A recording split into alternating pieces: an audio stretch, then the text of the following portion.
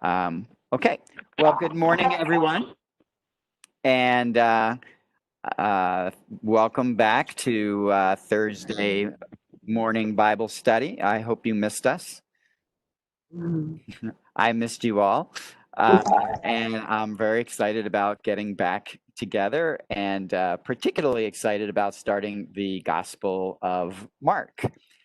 So without any further delay, let's get started on that. So the first thing I want to say is, scholars have studied, and they've speculated a lot about what they think they know about all four of our Gospels, but also the Gospel of Mark. So I do want to let you know, though, that no one can really know for sure how all of this has happened and come about. So when I talk to you about what the scholars are saying, that may be sort of what the majority of scholars are saying. Scripture studies always has somebody earning a PhD by saying the opposite of what everybody else has said. So, there are some things that are indisputable, like when we say Mark is the shortest gospel. That would be pretty hard to prove otherwise. But when we speculate about who Mark is and when did he write this and who was he writing to, there's always going to be a variety of opinions on that. So that's why I wanted to start just a general introduction to the book and what folks think is happening in the book, and then we'll actually start looking at the text itself. So, as I said, the one thing we can say confidently is that Mark is the shortest of the four Gospels. But right away, it raises the issue of in what order were the Gospels written, because Mark appears second of the four Gospels, but most scholars today think it was the first one actually written. And part of their speculation is based on usually, that is one that the fact that it is the shortest, lends credibility to the idea it was written first. And then Matthew and Luke, we know have portions that are word for word the same as in Mark. So it's likely that Matthew and Luke had a copy of Mark, but then they also knew additional things and they added more to the gospel story. And as a result, their gospels are longer. That's just, again, speculation. Those who would dispute that will say that really, from the earliest times, the Christians put Matthew first and then put Mark, with the idea that Matthew was the first gospel written. And we can't discount tradition. The earliest Christians weren't idiots. And so if they thought that Matthew was the first gospel written, there might be something to that. So even though most scholars today think that Mark was the first gospel written, there is a school of thought that might not be the case. I chose Mark because it was the shortest gospel, so I figured it would be the easiest for us to manage. Again, most scholars think that it was probably written in the 60s. Okay, so it's written after Paul writes most of his letters, but it's written again before Matthew, Luke, John, the book of Revelation, and the Acts of the Apostles. All of those books were written later than that. So the 60s is their best guess. One reason for that is that the temple in Jerusalem was destroyed by the Romans in the year 70. And there is no indication in the Gospel of Mark that he's aware of that. Whereas when you read Luke and Matthew, the way they write certain stories indicates that they are aware that the temple has been destroyed, which means they're writing after the year 70. So there's all these different ways that they try to come up with these ideas of how and when the book is written. Now, the first major issue, and we've done this before, but I always want to reemphasize it because it's so important. When the book says according to Mark, what does that actually mean? Anybody want to just, when you see according to Mark, what pops up in your mind? What does that mean? That it wasn't actually written by Mark. It's someone that's writing for Mark. Well, and writing in reference to Mark. Okay, and if it's not written by Mark, why would you call it according to Mark? Because they've read Mark and they've looked at his words, and that person is addressing Mark's words. Okay. Yeah. I mean, basically, in all of first of all, I have to realize back in the first century, their attribution of authorship is very different from what it is today. If I try to say something is according to me and I'm really using somebody else's work, I get sued for plagiarism. But that's not how it worked in the ancient world. So, right, the easiest way to understand it, when the books say according to, what they mean is that person is the source of the stories.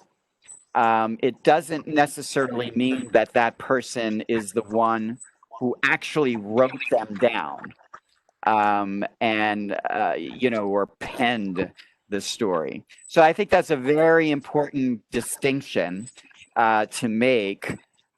Because it has to do with the process of how the Gospels get written down. Before we do that, though, I just want to say who Mark was. Anybody have any guess as to who Mark was? Are there any other references to him in our scriptures?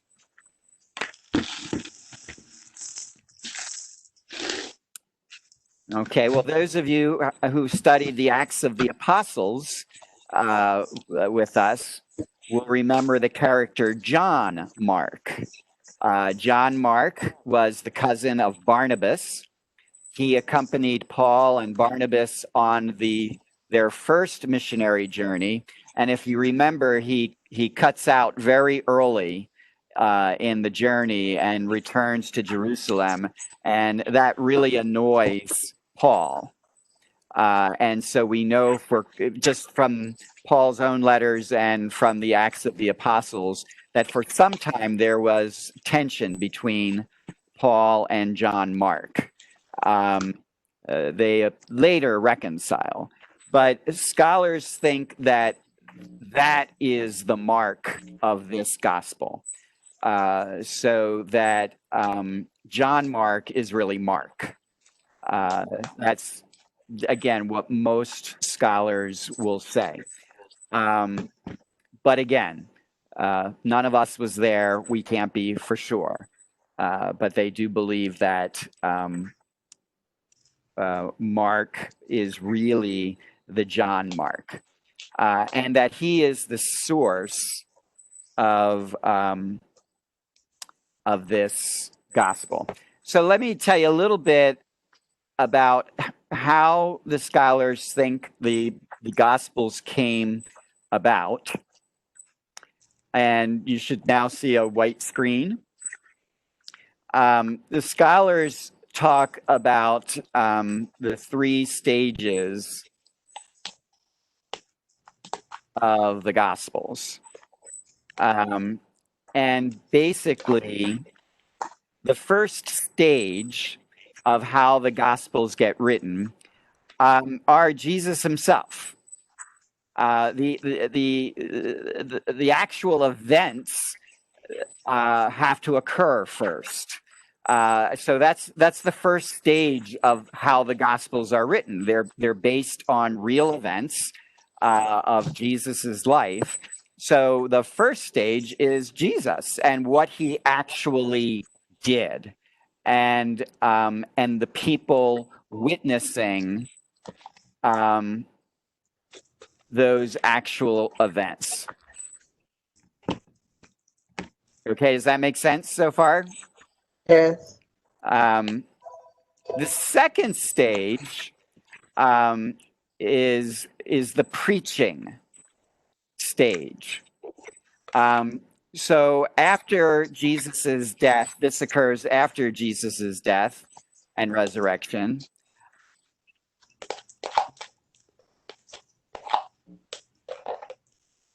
After his death and resurrection, then people who witnessed him start telling his story.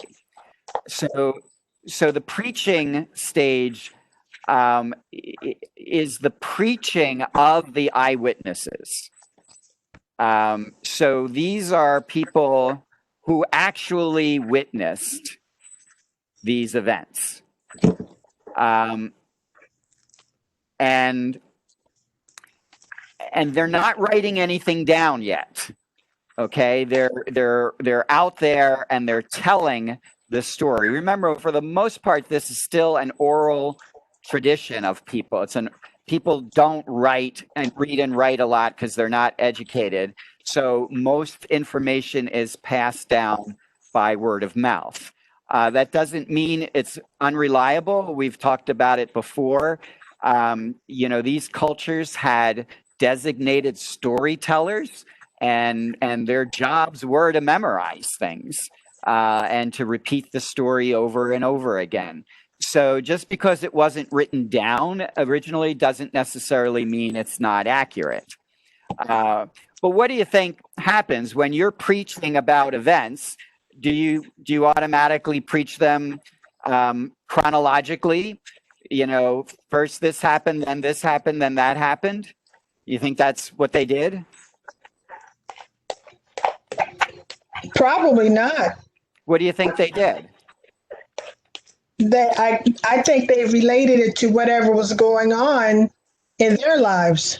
Yeah, that's exactly right. If you're a preacher, if you're any good as a preacher, you're addressing the needs and the concerns of the people to whom you're preaching. Right. So you're exactly right. They would tend to tell you the stories that illustrate the point that they're trying to make. And so you have to think of the preaching more as a collection of stories about Jesus rather than a timeline, and a history or a biography of Jesus. The preachers are out there telling you stories about what they witnessed, but they're only telling you the stories they think are relevant for you to know. So that's what's happening in this preaching stage. Also, another dynamic at work, if you remember when we were studying Paul, is that these folks thought Jesus was going to come back anytime, at any minute. And so they're out there trying to get the word out as much as possible. So they're not only preaching, but they're also moving around as they're preaching because they're trying to get the word out. And as they go and visit different towns, those people are going to have different questions and concerns, and they're going to tell them those stories. So the stories are being preached. They're being preached in different locations, and it's more a collection of stories than it is a chronology or a biography. The other thing is, because they thought Jesus would come back, they're not particularly interested in writing anything down just yet. They want to get the word out, and the fastest way of doing that is orally, by preaching. And it's not clear that some of these folks, like Peter, for example, an uneducated fisherman, it's not clear that he even knew how to write. So he's out there preaching, the word and others are listening. The third stage then occurs with the actual writing of the Gospels. And this really is occurring by the disciples of the disciples. Okay, so what happens is as the preachers are preaching the story, they're gathering their own disciples, just like Jesus had disciples. And as time is passing and preachers are starting to die and Jesus hasn't returned, what do you think the new incentive is?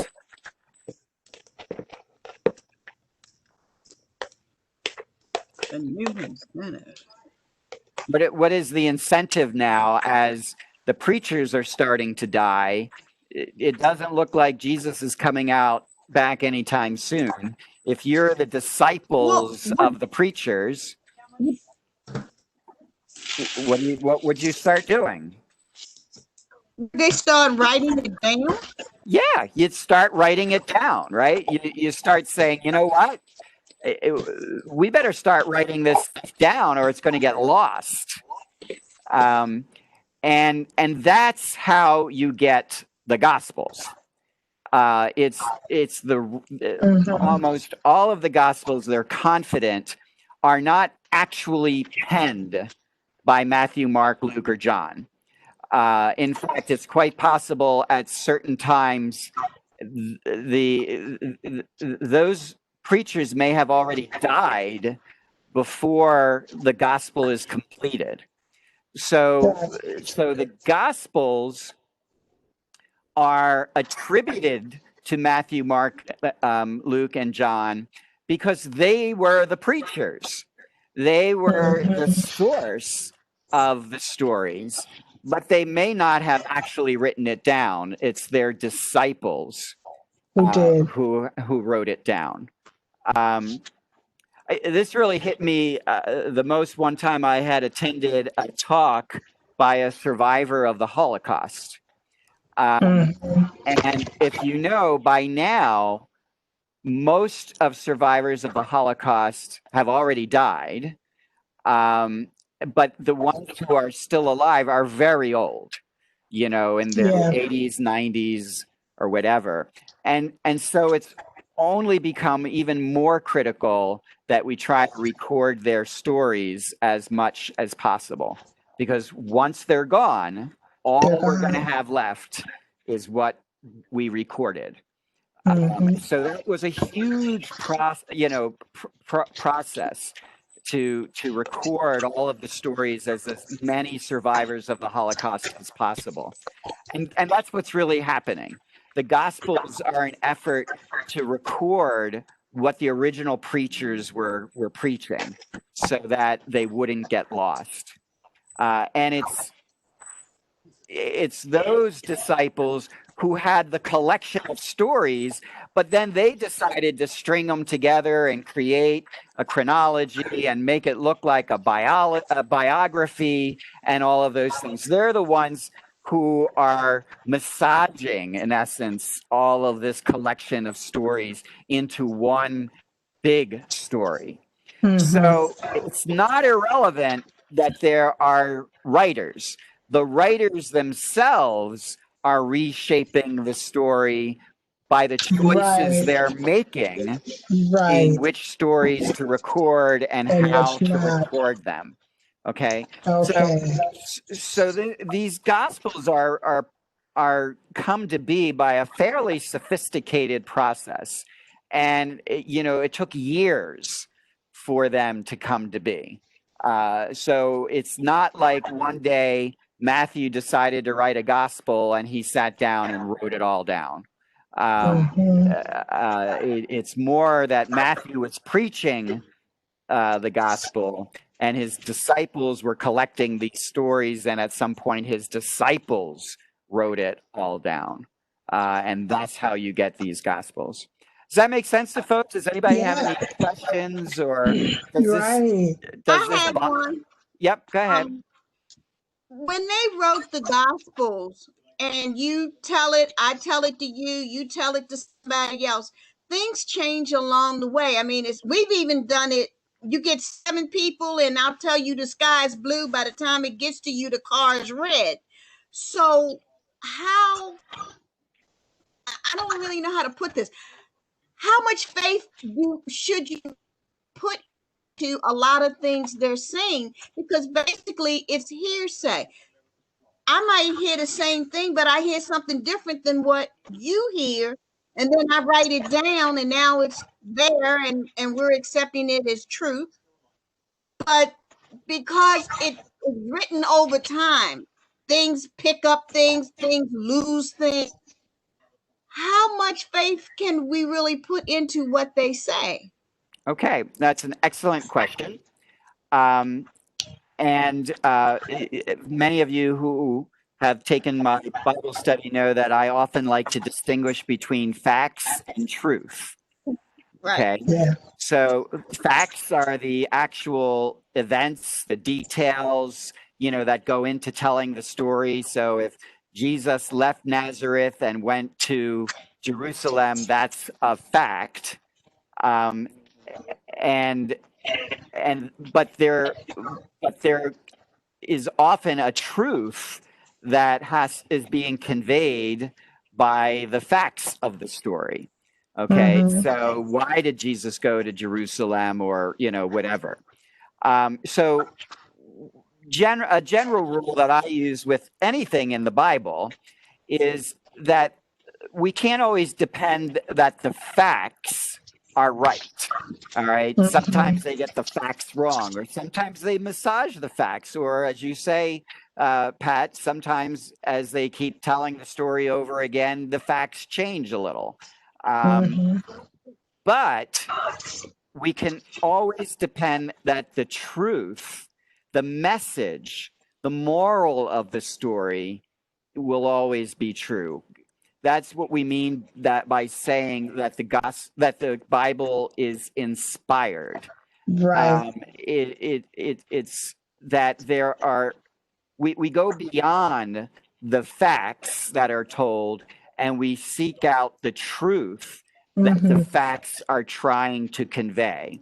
So I often use the example of Aesop's fable. So you remember Aesop's fable? Yeah. I don't know, the tortoise and the hare. Hair. And the tortoise thinks he can beat the race because he runs real fast and he gets distracted. He does all these things, and the tortoise is the one who actually wins because slow and steady wins the race. Right? Okay, that story is true. This story is not true because there actually was a hare and there actually was a tortoise, and they actually did these things. Those are the facts of the story.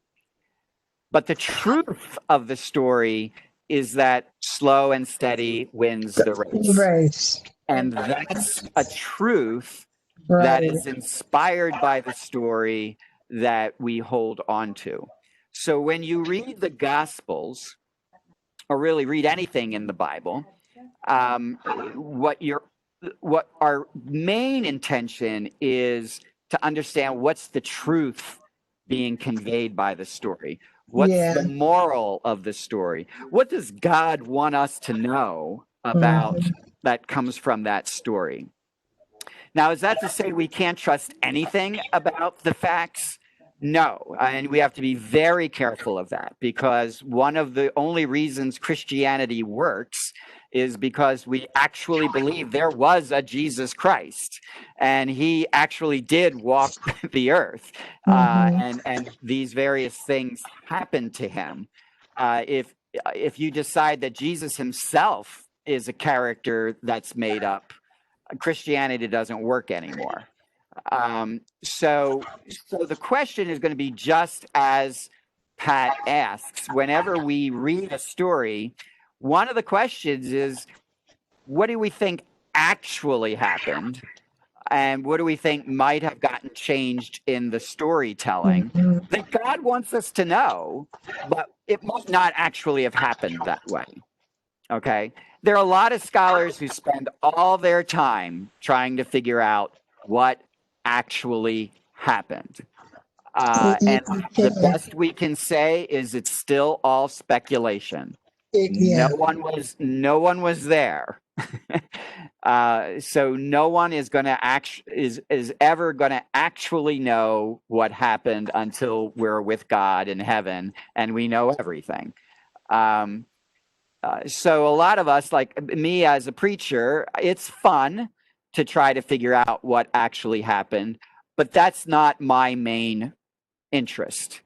My main interest is trying to figure out what's the story trying to teach us, and how do I take that story and make it relevant to you so that I can communicate the message of that story in a way that's going to make a difference to your life. Okay. So does it make sense? Yeah. Okay. So I think that's really important. I'm glad you asked the question, Pat, because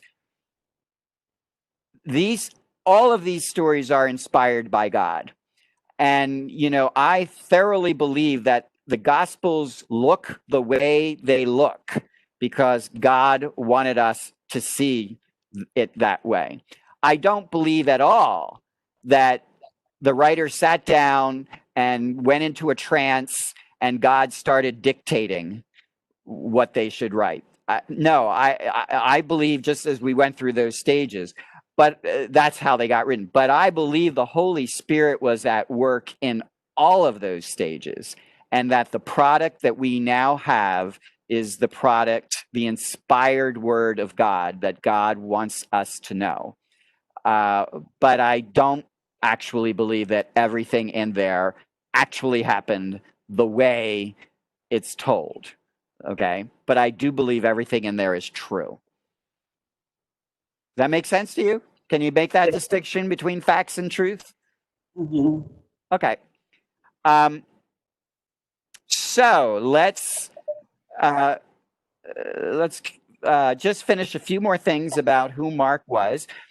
There's actually evidence from writings of the ancient fathers that Mark actually might have hung around Peter a lot, and that Peter is really the sources of Mark's story. So that we don't think, if Mark is the John Mark of the Acts of the Apostles, then it's unlikely that he was an eyewitness to these events. So you would have to say, well, then how did Mark know about these events? And based on some other evidence of other writings, there is a theory that Mark really was a disciple of Peter. And Peter was the preacher. Peter was the source of these stories. And then Mark picked up the mantle and started preaching them himself. And then his disciples started writing them down, and they attributed the stories to Mark. So that's just an interesting wrinkle to the story. But it just shows, the complexity with which these things are put together. It's not as simple as, again, one person just sitting down and saying, okay, this is what I'm going to tell you. Okay. Who was Mark writing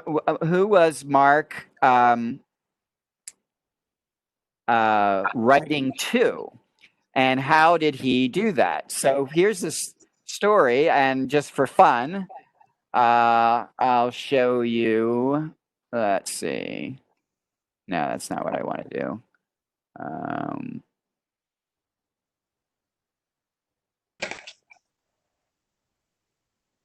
Okay, so what is that? Greek. Greek. Right. So this is what the gospel looks like to the best of our knowledge in its original language.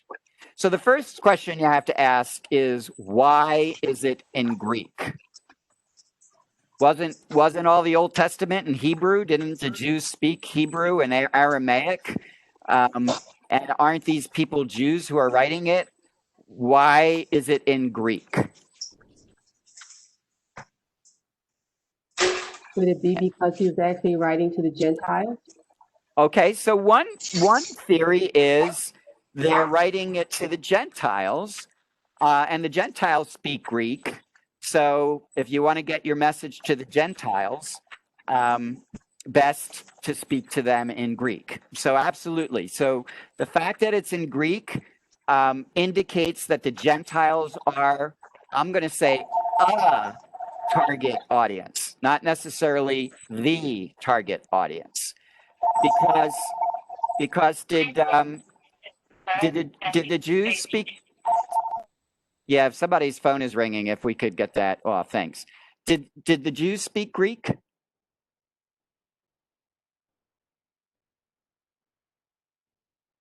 I think everybody might have been muted here. They might have, because they had to do business with non Jewish people. Great. Yes. What we know historically is that Greek had become the international language at the time. Dee, could you look? I'm getting some feedback. I just muted everybody. Let me see. Okay. Yeah, that's good. It's gone now. What we know is that Greek was the international language, so that anybody that was highly educated would have known Greek, because that's how they could have communicated with other folks. And as Pat says, the Jews had to interact with the Greeks, so it's quite possible that many of the Jews had a working knowledge of Greek. I personally believe that Jesus had a working knowledge of Greek. There's evidence. Well, if he went down to Egypt, he almost certainly would have spoken Greek, because the Jews in Egypt spoke Greek. So in order to communicate with the other Jews in Egypt, the family would have had to speak Greek. There's evidence that Joseph settled up in Nazareth because there was this big international city being built, and there was work for a carpenter.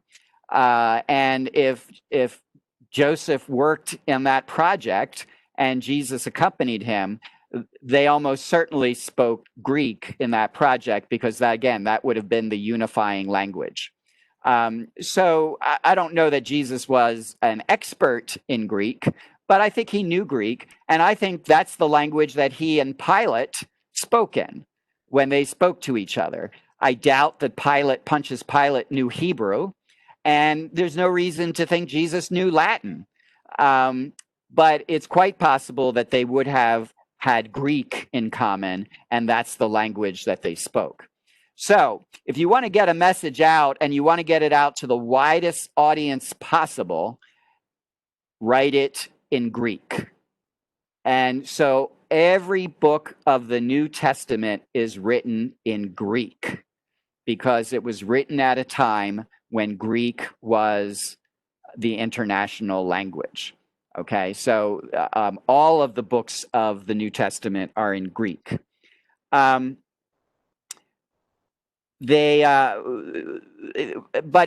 we can learn things about the writers based on the Greek that they use. So some of you at the very beginning heard me say, I love the Gospel of Mark because Mark didn't know Greek very well.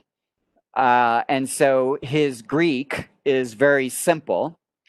And I, as someone who has a very rudimentary knowledge of Greek, I can read and understand Mark a heck of a lot better than I can read and understand somebody like Luke and Paul, who were clearly highly educated and knew Greek inside and out. So we can tell from the way Mark's gospel is written that Greek was not Mark's first language. He's just not good at it enough to believe that that was his first language. And again, that would be consistent if he was the John Mark of the Acts of the Apostles. Mark would have been a Jew, and Mark's first language would have most likely been Aramaic. But he knew Greek like a lot of them did, and he makes his best shot at the people, his disciples, made the best shot in putting his things down in Greek. So we're pretty sure that Mark is a Jew.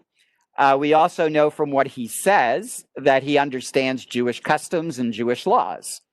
The theory, however, is that Mark's audience is not Jewish. And that's because there are times when Mark has to explain in his gospel how certain Jewish customs work. So the theory is if he had to explain it, he knows for the most part that his audience is not Jewish and wouldn't know these things. So he wants to explain it to them. So that's pretty much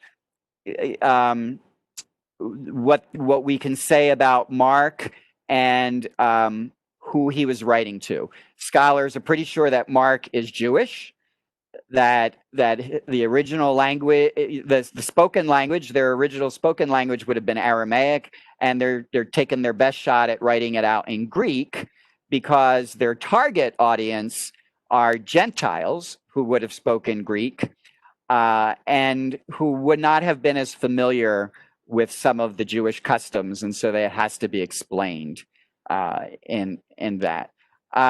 So before we actually start reading the text, which we're going to do right now, does that make sense? Anybody, do you have any questions about any of that stuff that I went over? Yeah, Father, that this is kind of like blowing my mind. All of it is just like, wow, it's so interesting. But then in my mind, I start thinking about Paul, because most of the disciples, the apostles, were directing, this information to the Jewish population. So Paul comes along and talks to the Gentiles. So that kind of made them contemporaries, Mark and Paul? Yeah, yes, absolutely. I mean, if this Mark is the John Mark of the Acts of the Apostles, Right. we know they were contemporaries. We know they worked on missions together. Right. We know they knew each other. When you read Paul's letters, he refers to John Mark. Right. But their intentions are different. So Paul is writing letters because he's trying to resolve disputes and those kinds of things. So he's writing letters deliberately to certain communities and everything. Right. Mark's interest is trying to collect all these stories about Jesus and string them together in a gospel. Gotcha. But it's very likely that Paul and Mark, and the author of this gospel are contemporaries. Yes. They're just writing at different times. Most of Paul's letters are already written by the time Mark gets written. But there's quite a likelihood that there may have been some overlap in them. Mm-hmm. Okay. So why do you go through all this stuff? Why can't we just read the damn thing and get on with it? Well, it's because as we go through it, it's going to be interesting to see how these stories are told and to ask why they are told. And if you know a little bit about the author and you know a little bit about the audience, that helps in doing that. Just like, when we did Paul, I was constantly telling you, well, this is the problem, and this is why he's addressing it. Mark addresses the problems too, but he addresses it by telling stories. So rather than doing it by a letter and saying, here's the problem and here's my solution, he knows there are issues. So he says, well, let me tell you a story about what happened to Jesus. And maybe that'll help you understand what you should be doing. Okay. So, and then if you really start studying the other gospels, you're going to see they're different because they're different writers and they're writing to different audiences. But they're telling the same story, but they're just doing it differently. Okay.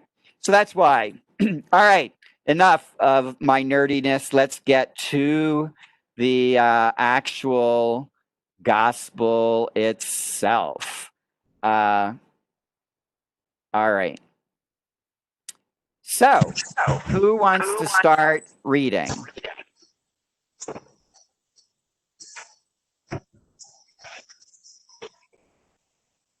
Don't all jump in at once. Father, I'll start if no one wants to. Oh, Remember, I'm going to interrupt you. Yeah, no problem. Okay, the preparation for the public ministry of Jesus. The beginning of the gospel of Jesus Christ, the Son of God. All right, stop. This is the first sentence. And really, in almost any writing, the first sentence is always one of the most important sentences. Okay. So, if you consider this the most important sentence to get started with, what is Paul telling us?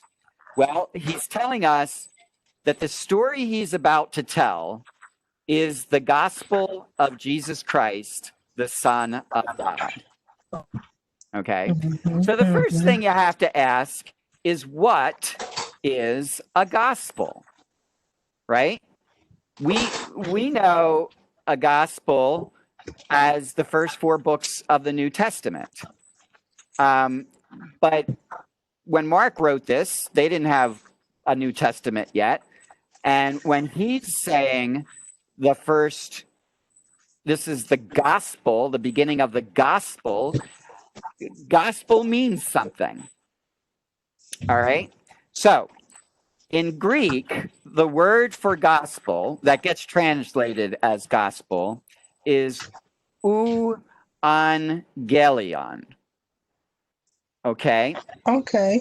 That gets kind of transliterated into English as evangelism. Oh, Do you see that? right. In Greek, the word ou means good, and the word angelion means message. Mm-hmm. An angel in the ancient world isn't somebody with wings up in the heavens. An angel is simply a messenger. An angel of God is a messenger from God. Okay? And if you go back and you read, you'll see Gabriel is not just called an angel. He's called an angel from God to let you know that he's a messenger that comes from God. And if you just called him an angel, he would have just been a messenger. Okay? So the word that Mark is using is euangelion, which gets translated as a good message. Okay, later in English, we translate that as good news. Good news. Okay, in Old English, that was good news was God spell. Oh. And in contemporary English, that gets changed to gospel. Wow. Okay. So, when Mark starts the beginning of the gospel of Jesus Christ, Son of God, he's saying, I'm about to tell you what? I'm about to tell you gospel. What does gospel mean? Good news. Good news So for I'm us. out to tell you the good news. Mm-hmm. And what is the good news? The good news is that Jesus of Nazareth is both the Christ and the Son of Son God. of God. Wow. Okay? Now, Christ, important. We've gotten so used to calling Jesus Christ, that we think it's his last name. It's not. And it's not. It's a title. No. And Yeah. really, if in English, if you wanted to be accurate, you would always say Jesus the Christ, Christ. as opposed to Jesus Christ. But we kind of drop the out and we call him Jesus Christ. Christ is a Greek word, and in Hebrew, Messiah is the same word. Right. All right, so we could have read this as this is the beginning of the gospel of Jesus, the Messiah, the Son of God. Okay? And in fact, we really don't know when to say Messiah and when to say Christ. Because, again, in Greek, it just says Christos, which can be translated as Messiah, or it can just get transliterated as Christ. But whenever you see the word Christ, you should always be thinking Messiah. Messiah. Okay? And because what Mark is saying is that Jesus is the long-awaited Messiah. Messiah. And he's also the Son of God. That's the good news, according to Mark. So if you don't know anything else about Mark, just know that. For Mark, the good news is that Jesus of Nazareth is the Messiah and the Son of God. And everything that follows is going to be his attempt to prove to you that Jesus is the Messiah and the Son of God. All right? Yeah. Comments? Wow. Any questions? There's a lot there. Yep, one sentence. All right? Yeah. All right. Let's continue. Go ahead, Esther. The preaching of John the Baptist, as it is written in Isaiah the prophet. Behold, I am sending my messenger ahead of you. He will prepare your way. The voice of one crying out in the desert, prepare the way of the Lord, make straight his paths. John the Baptist appeared in the desert proclaiming a baptism of repentance for the forgiveness of sins. People of the whole Judean countryside and all the inhabitants of Jerusalem were going to him and were being baptized by him in the Jordan River as they acknowledged their sins. John was clothed in camel's hair with a leather belt around his waist. He fed on locusts and wild honey. And this is what he proclaimed. One mightier than I is coming after me. I am not worthy to stoop and loosen the thongs of his sandals. I have baptized you with water. He will baptize you with the Holy Spirit. Okay, let's stop there. D, I'm getting some feedback again. Sorry. All right. So now, after Mark tells you, I'm going to prove to you that Jesus is the Christ and the Son of God, the first story he tells is about John the Baptist. Why start there? Where could he have started? Where do Matthew and Luke start? He could have started with the birth of Christ. Yeah. Right. He could have started with the birth of Christ. If he were writing a biography, wouldn't you start with his birth? But Mark is not writing a biography. Mark is writing a gospel. He's writing good news. And we don't know, maybe Mark doesn't know any stories about Jesus's birth. So he doesn't tell you the stories because he doesn't know them. Or he might know them, but he doesn't see any significance to them in terms of proving that Jesus is the Messiah. So he decides that in this proof, the best place to start is with John the Baptist. Okay. Now, when you read Matthew and Luke, you would come to a different decision, right?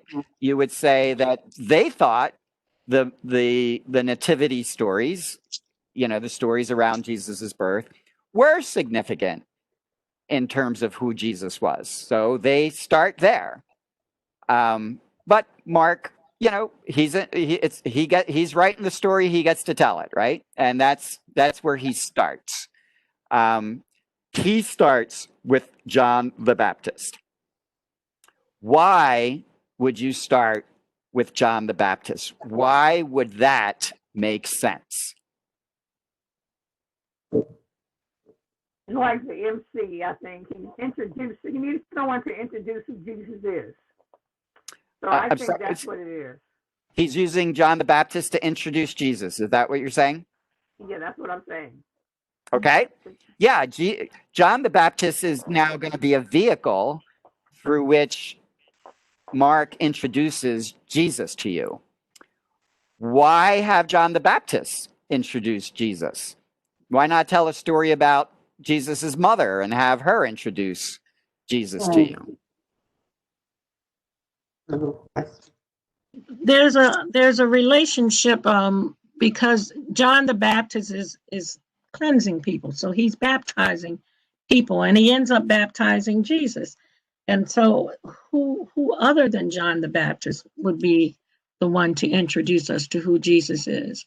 And then looking at the prophet from Isaiah, looking at the prophecy from Isaiah, who was saying that someone was to come. So people may have thought that John the Baptist was that someone, but he's pointing out that he's not that someone. That someone else is coming, someone that's much, much greater than he is, someone who's so great that he would bow at his feet. Okay, that's excellent. So there's a couple ideas in there. So let's start with the significance of. Well, we'll do that. We'll talk about the significance of the baptism when we actually talk about Jesus getting baptized. But John is being used as a vehicle to announce who Jesus is, and also who John is not. Okay. Right. So there's evidence to think that even after Jesus's death and resurrection, that the disciples of John were still claiming that John was the Messiah, not Jesus. Right. Okay. So, it's important to Mark to dispel that, to address it and get it out of the way. That John is not the Messiah. Jesus is the Messiah. And the way he does that, it's interesting. He does it twofold. He talks about the one who is going to announce the coming of the Lord. And he dresses that one in camel's hair and a leather belt. That's significant because if you go to the Old Testament, the person we know who wore camel's hair and a leather belt was the prophet Elijah. And if you look at the book of Malachi, it ends with the idea that Elijah is the prophet who will usher in the new Messiah. So, what Mark has done is he's told the story about Jesus's baptism in a way to make John the Baptist look as though he's Elijah. And so John the Baptist isn't the Messiah. John the Baptist is Elijah. And he's the one who is going to announce the coming of the Messiah. So that's one way he does it. He fashions John the Baptist as though he were Elijah, not a Messiah, a prophet, not a Messiah. Okay. The second way he does that is, as Gwen points out, John himself says that one mightier than he is going to come. So if John said that, then obviously John didn't think he was the Messiah. He knew someone else was coming in. So any of you who are following John as the Messiah, get with the program. John is not the Messiah. He is the prophet of the Messiah. In fact, John only baptizes with water. The one after him will baptize with the Holy Spirit. Okay? So the first thing Mark does is he addresses and gets out of the way a rumor, as he would say it, that John the Baptist is the Messiah. He's starting his story by saying, let's get it straight from the beginning. John the Baptist is not the Messiah. Jesus from Nazareth is the Messiah. Make sense? Yes. Okay. Let's go on then and see what else Mark tells us. Go ahead, Esther. Did we lose Esther?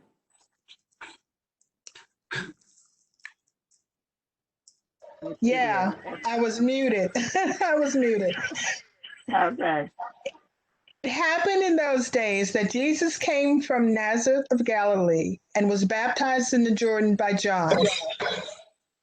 On coming up out of the water, he saw the heavens being torn open and the Spirit, like a dove, descending upon him. And a voice came from the heavens, "You are my beloved Son. With you I am well pleased."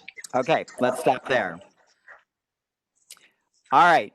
This is one of the hardest issues and most what's the word? It's maddening issues in the Bible. If Jesus was greater than John, why is John baptizing Jesus? Okay. I'll tell you right up front, nobody knows for sure. Okay. So I'm not going to tell you this is the answer. But most scholars will say this is the biggest problem with dealing with John the Baptist. All four Gospels talk about John baptizing Jesus. So, Pat, this goes back to your other question.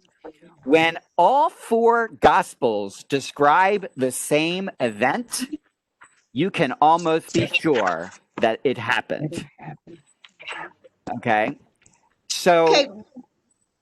go ahead. Father Rich, it would almost be that Jesus would have to be baptized in order for others to follow what he's saying and what he's doing.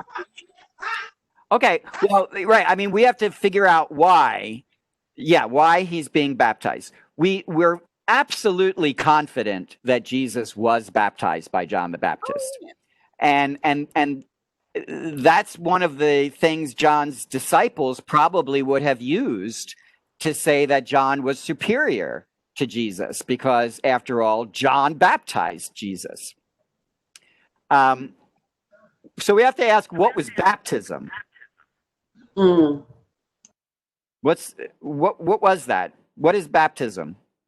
Back then, not what we do in church these days. Don't forget, this is all written before church exists. Well, didn't Jesus kind of explain it to the rich man how you have to be born again? And this is one way that he's doing it, telling them that. Yeah, well, that's interpreting what baptism is today. What would baptism have meant to the Jews at the time of John the Baptist? Well, Kind of meant cleansing. What's that? Cleansing.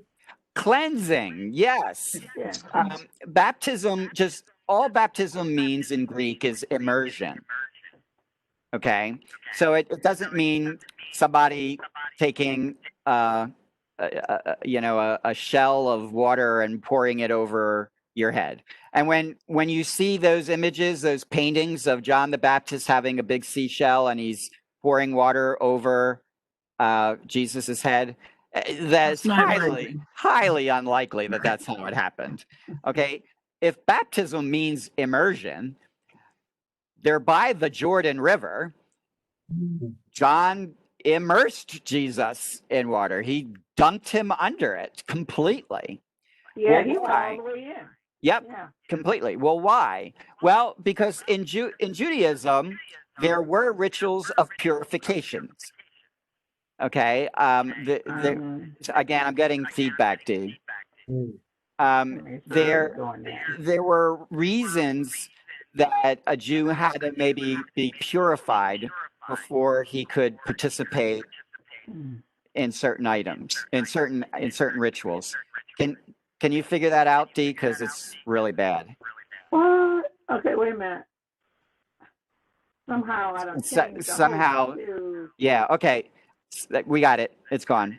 No. I still have it. It's somebody has a microphone that's repeating.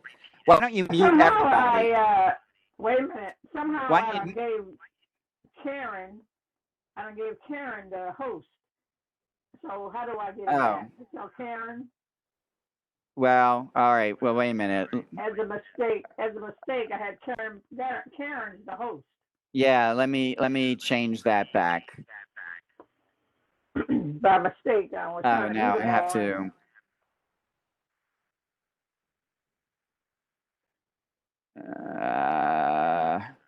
I'm not sure. Karen. Yeah, I don't know how to change it back. I can change her to the presenter, but then I won't be able to be the presenter. Karen can when I hit host somehow it just changed her. No. Is Karen on? Are you there? Yes. All right, Karen. Can you mute everybody? And she's on the phone.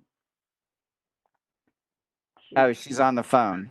All right. I don't know what to do, guys. I'm not on the phone. You're not? All right. No. Let me do this. Let me mute. D, mute yourself. I think you're the problem, actually. Yes. For some reason, D, your system is causing the feedback. So you have to stay muted and only unmute when you want to talk. But I think we should be all right. Sorry about all that technical stuff. All right, we're back on the Bible. So baptism was a Jewish ritual of purification, and we know that John was baptizing to forgive sins. Okay, I mean, we know that from other things. So the other gospels. So John's baptism was a baptism for repentance, for people to change their way of life, for people to be purified and cleansed of their sins. So then that raises the question, well, why would Jesus have to be baptized? He didn't have any sins. So you got to scratch your head a little bit on that.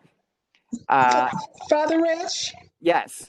I was just thinking, if Jesus has led us in everything that we are supposed to do in his life and teaching, and we say that he was fully human and fully divine, so with that in mind, wouldn't he have, being human, have subjected himself or allowed himself to go through everything that humans are to go through in the Jewish faith, to be baptized, to be immersed in all of that, even as an example to everybody else?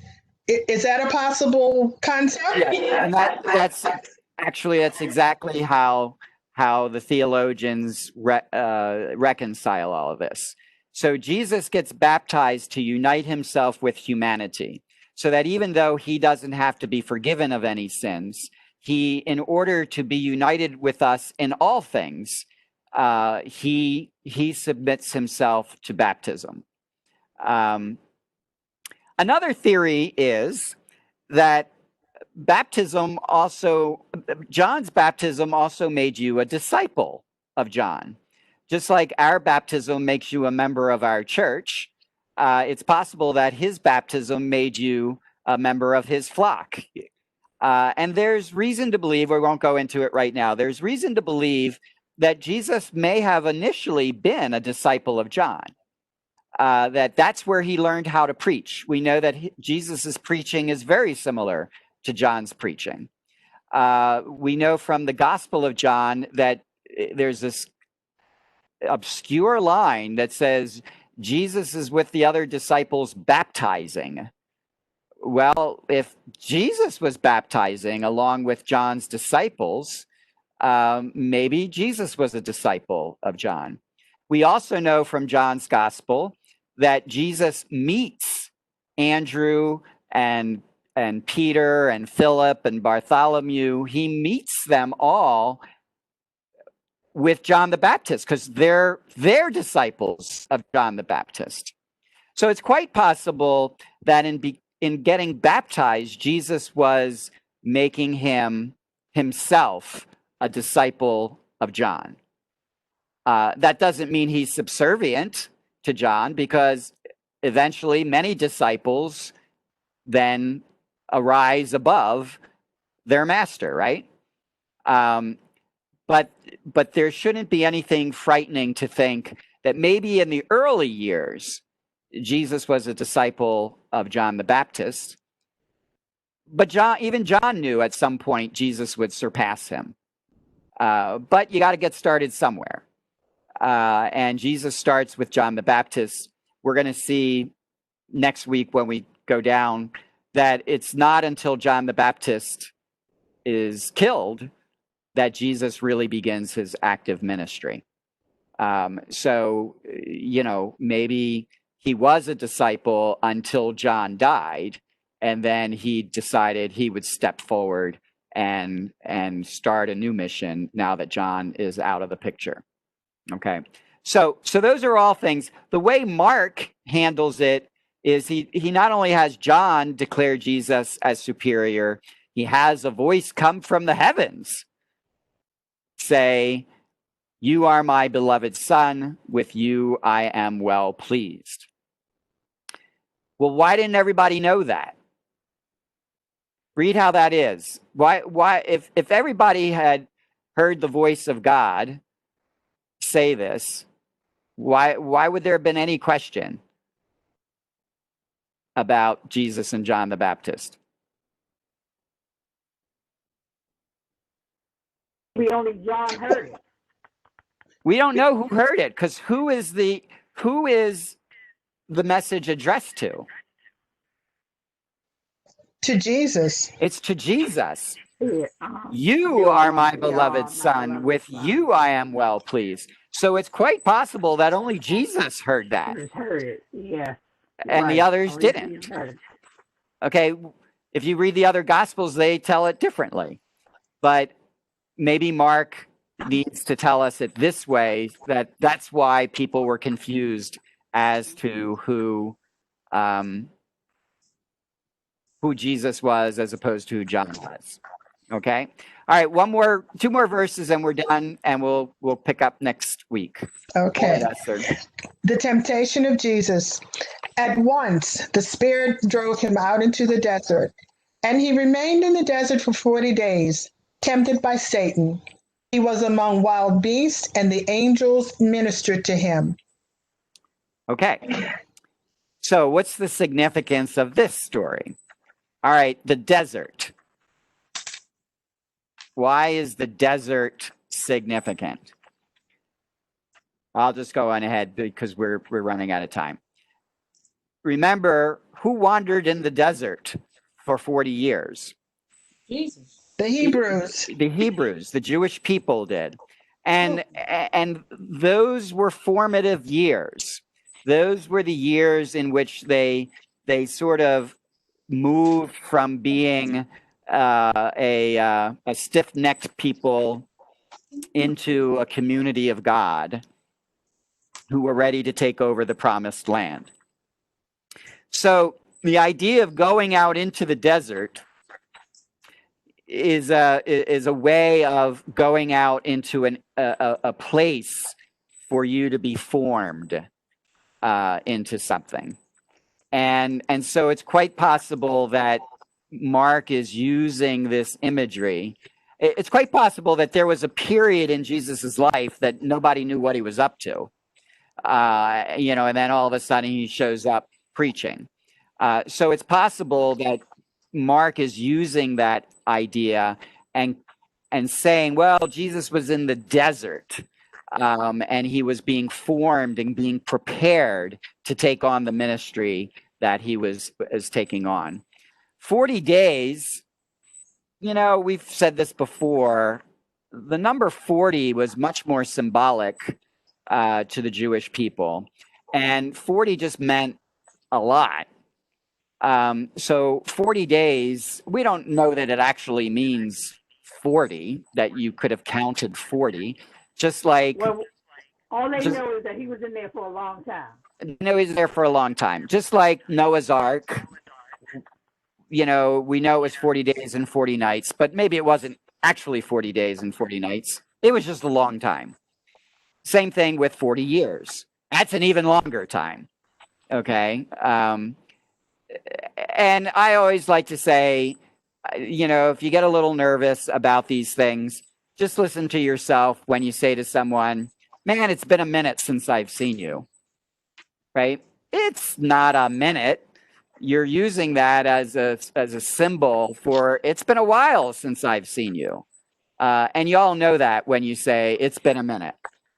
Well, the Jews would have known that too. When they heard 40 days and 40 nights or 40 years, they would have known that's code for it's a long time.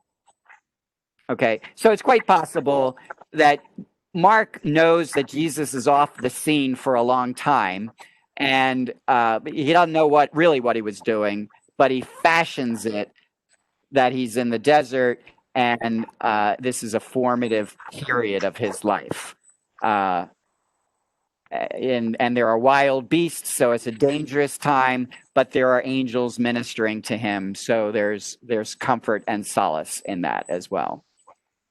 Okay, all right. You okay with that, or do you not like that interpretation? Yeah, I like that, because I think one of my Jewish friends said like that whole 40 thing is the period of formation, and you said that. Yeah. Yeah, it's like formation. All right, so we've got this far with Mark. So this is all by way of introduction. Remember, Mark's purpose is to prove to you that Jesus is the Christ, the Messiah, the Son of God. And so he's starting off by telling you who John is not. John is not the Messiah. Jesus is the Messiah. But he also has to explain why Jesus has this relationship with John. So he tells this story in a way to say that, well, John was part of Jesus's early years. He was part of his formation. I lost my video there. Okay. He was part of the formation of Jesus. And now, when we continue next week, Jesus is going to actually start his ministry.